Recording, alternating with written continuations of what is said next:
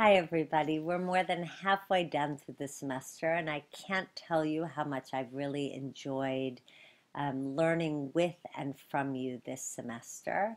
I want to thank all of you for signing up to have either a conversation over the phone or over Skype, and let those of you with whom I've already had a chance to connect tell you how much I've really enjoyed it. And I'm really looking forward to speaking to all of you during the next couple of weeks. So thank you so much for taking the time to speak with me. I really appreciate it. Okay, so now we're going to begin with Unit 6, Building Relationships and Trust. This week, I hope, will build upon our understandings of effective communication strategies and theories of families by examining the different ways in which educators can build trust, encourage productive encounters, and also, I hope, will identify points of connection as well as difficulties with families. This week, we're going to examine two case studies through which we can consider our theories in a real-world setting. And we'll also read two articles that I hope offer different strategies for meaningful collaboration. So a few points to consider while we do our readings and videos. The National Standards for Parent-Family Involvement program points out that when it comes to parent involvement and its powerful influence, the knowledge base is broad and clear. That is, parent-school partnerships are absolutely essential.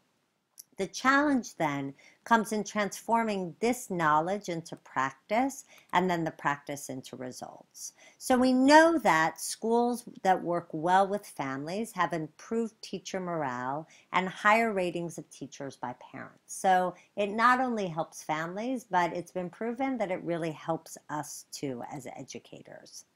Yet a major obstacle to creating parent-school partnerships is a lack of instruction on parent and family involvement that educators and administrators receive in their professional training. And I hope then this class helps with that at least a little bit.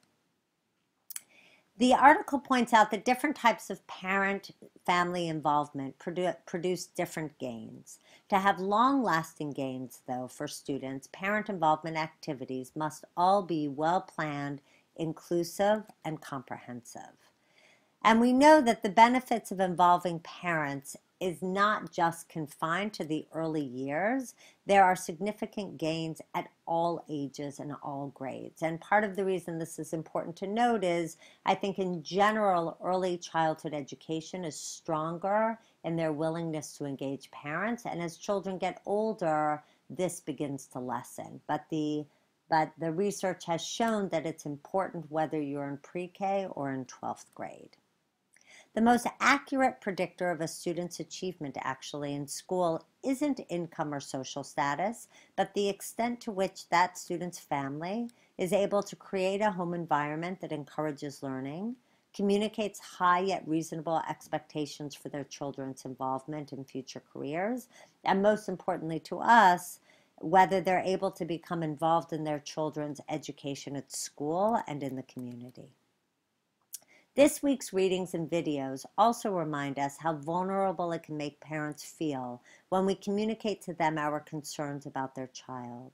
Sometimes on the surface, parents can appear disinterested or even angry. We've all heard, I think, a number of times, "You're the teacher, just take care of it." Yet when parents communicate their frustration, anger, and or blame, they actually might be feeling shame, overwhelmed, and powerless. And the week's readings offer just two suggestions to help mitigate this. It's really important to build a relationship of trust before we begin sharing concerns. And one way to do this, I suggested, was to do home visits or make regular phone calls and emails. And remember, the point of this is to solicit information, not share your experiences first. We talked a lot about the importance of seeking first to understand and then to be understood. Another important point is avoid making the child the problem. It's really important to separate the behavior from the child. So it's not a stubborn child, but a child who sometimes exhibits stubborn behaviors, for example. It's really important to avoid automatically giving in if we don't agree with a parent as well. And we really need to be willing to learn from parents, as I can see all of you are. The articles press us not to assume or communicate that we know it all and are there to educate the parents. The video we're watching this week, Building Relationships and Trust, also reinforces this idea, imploring us to see both parents and teachers as knowledgeable and competent. A few more points to consider. This week's readings and videos reinforce the importance of practicing self-awareness so that we can suspend reactivity. And this is something you might want to address in your papers this week as well. For example, being aware of our own vulnerabilities helps us to avoid lashing out in anger or frustration, which is one example of reactivity. The suspension of reactivity that's so important often can require that we do something called going to the balcony. The phrase comes from William Urey's book, Getting Past No, and in it he emphasizes the importance of being self-aware and making choices about how we respond in difficult situations. Urey suggests that the first step to going to the balcony is don't react. The balcony then is a metaphor for a mental attitude of detachment. Once we're on the balcony, we can calmly evaluate the conflict almost as if we were a third party. We can think constructively from both sides and look for a mutually satisfactory way to resolve the problem. It gives us a bit of fresh air and potentially a fresh perspective. Urey explains that when we don't go to the balcony and instead allow ourselves to be reactive, we risk doing one of three things. We strike back, fight fire with fire, and give them a taste of their own medicine.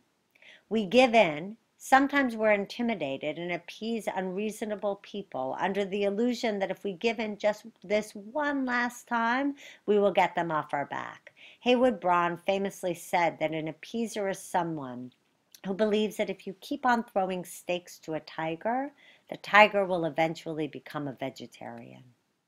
And we break off. A third common reaction is to break off relations with the difficult person or organization. So what does it look like then when we actually go to the balcony? Well, one of the things we might do is pause and say nothing. We obviously can't eliminate our feelings, nor do we need to. We only need to disconnect the automatic link between emotion and action. We can rewind the tape, slow down the conversation by playing it back. Tell your counterpart, let me just make sure I understand what you're saying, and you can review the conversation up to that point. We can take a timeout. A timeout gives both sides a chance to cool off and go to the balcony. Don't make important decisions on the spot. After we've suspended our initial reactions, we can now consider the decision in a more objective fashion on the balcony. And remember, the first thing we need to do in a negotiation or difficult conversation is not to control the other person's behavior, but to control our own. Okay, so now we get to a few questions and prompts for this week's discussion board. The first is that the national standards for parent involvement talk about using the word parent when talking about parent involvement. And I'm curious about what you think about that approach. Why do you think it's so easy to talk about going to the balcony, but so difficult to do so when we're actually faced with a difficult situation? The first time I heard about going to the balcony, I thought, well, this is obvious. Why do I need to think about this? And then when I became more aware of my actual interactions with difficult families or when I was engaged in difficult conversations, I realized, in fact, that this was a challenge I needed to address. After reading Eric Greer, I'm curious about your thoughts on the following questions. What are the assumptions being made by Charlene and Dana? Are they being communicated, and how? What are the pros and cons of Charlene's decision to speak frankly with Dana? Consider issues of power when answering this question. Place your reading of Eric Rear within the context of an ecological model of the family. In what ways would this theory help Charlene respond differently to both Dana and to Eric? All right, I look forward to another wonderful discussion, to reading your papers when you turn them in next week. And again, if you have any questions about the discussion board leader responsibilities that are coming up in the next few weeks, don't hesitate to contact me. All right, thank you. Take care.